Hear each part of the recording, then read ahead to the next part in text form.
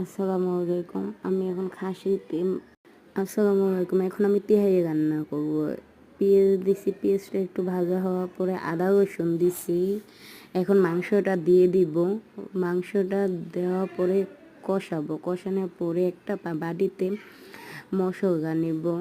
মশলা নেওয়ার পরে সবচেয়ে বেশি স্বাদ করার জন্য আমি বাড়িতে সব ধরনের একটা মশলা ভালোভাবে ভাঙিয়ে নিচ্ছি। ওইটা বাটিতে নেওয়ার পর একটু পানি দিয়ে হাত দিব, রাড়া দিয়ে এখন মাংসের ভিতর দিয়ে দিব। তারপর একটু টক দই দিব। বাসায় যদি টক দই না থাকে তাহলে লেবু আর দুধ আছে না, দুধ দিয়ে দিবেন। তারপর একটু মরিচের গুঁড়া দিব। মরিচের গুঁড়া দিয়ে তারপরে মশলাটা দিব। বাড়িতে আমার যে সেই সুস্বাদু মশলাটা, তারপরে এগুলো দিয়ে ভালোভাবে নাড়া দিয়ে তারপরে এখন চাউলটা ধুয়ে চাউলটা দিয়ে দিব। দেওয়ার পরে ভালোভাবে নাড়তে হবে।